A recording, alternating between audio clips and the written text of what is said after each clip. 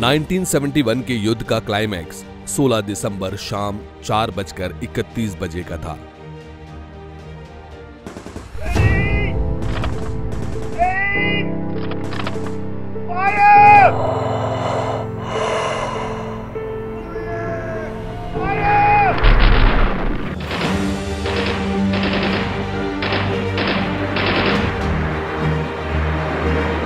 पाकिस्तानी सेना के 90,000 से भी ज्यादा सैनिक बांग्लादेश वासी के सामने सरेआम अपने हथियार डालकर भारतीय सेना के सामने सरेंडर कर रहे थे।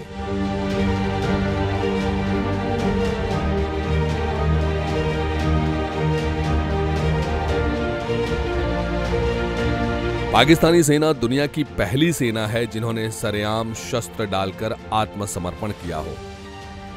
पूर्व पाकिस्तान में हार से अनजान होने का नाटक करके यूएन की सुरक्षा परिषद में जुल्फिकार अली भुट्टो ने उकसाने वाला भाषण किया था। But I am not boycotting. Impose any decision. Have a treaty worse than the Treaty of Versailles. Legalize aggression. Legalize occupation. Legalize everything that has been illegal till 14th or 15th of December 1971. I will not be a party to it. We will fight. We'll go back and fight. My country hearkens for me. Why should I waste my time here in the Security Council? I will not be a party to the ignominious surrender of part of my country. You can take your Security Council. Here you are. I am going. दूसरी तरफ पाकिस्तानी सेना के पूर्व पाकिस्तान में हालात खराब हो गए थे।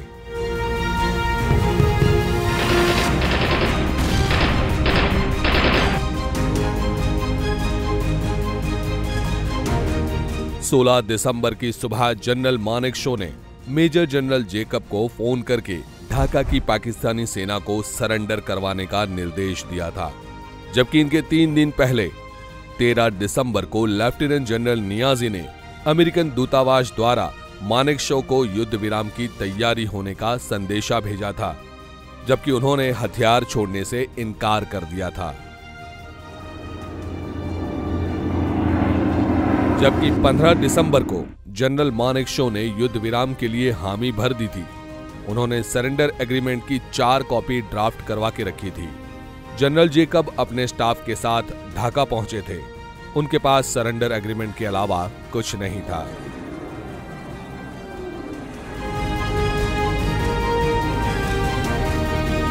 जेकब ने नियाजी को कहा कि पाकिस्तानी सेना के साथ बिना शर्त पब्लिक सरेंडर करना पड़ेगा। नियाजी ने इनकार कर दिया। पाकिस्तानी जनरल की आंख में से आंसू टपकने लगे। नियाजी ने कहा, किसने बोला मैं सरेंडर कर रहा हूं? आप तो यहां सिर्फ युद्ध विराम की शर्त और सेना की वापसी पे बात करने आए हैं। 15 दिसंबर की रात संघर्ष विराम लागू हुआ था। उसको समाप्त होने में थोड़ा समय बाकी था। पाकिस्तानी सेना के पास ढाका के अंदर 26,400 सैनिक थे। भारत के पास सिर्फ 3,000 सैनिक थे और वे भी वहां से 300 मील दूर थे। नियाजी को सरेंडर के लिए राजी करने के लिए बहुत कम समय बचा था और जैकब को उसकी फिक्र थी। फिर भी जनरल जैकब आत्मविश्वास के साथ दिखाई दे रहे थे।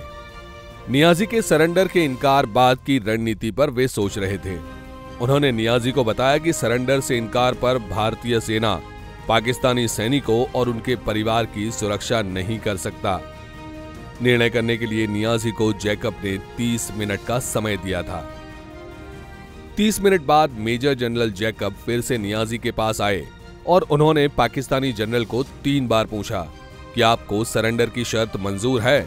नियाजी बिल्कुल खामोश रहे। बाद में जनरल जेकब ने सरेंडर के दस्तावेज उठा के कहा कि ठीक है, तो फिर मैं आपकी खामोशी को ही हां मान रहा हूं। 16 दिसंबर शाम 4:30 बजे ढाका के रामना रेस कोर्स में सरेंडर से पहले जनरल नियाजी ढाका एयरपोर्ट पर भारतीय सेना की नॉर्दर्न कमांड के अध्यक्ष जनरल जगजीत सिंह अरोरा को रिसीव करने गए थे। जनरल अरोरा उनकी पत्नी के साथ ढाका पहुंचे थे। जनरल मानेकशॉ ने ये मंजूरी दी थी। शेख मुजीबुर रहमान ने रामना रेस कोर्स पर बांग्लादेश की आजादी का ऐलान किया था। वहां हजारों बांग्लादेशियों की भीड़ के बीच पाकिस्तान की सेना का आत्मसमर्पण होने वाला था। भारतीय सैनिकों का बांग्लादेशी तालियां बजाकर स्वागत कर रहे थे। शाम को 4:31 पर नियाजी ने सरेंडर के दस्तावेज पर हस्ताक्षर किए थे। विश्व में पहली बार कोई सेना ने सरेआम लोगों के बीच सरेंडर किया था।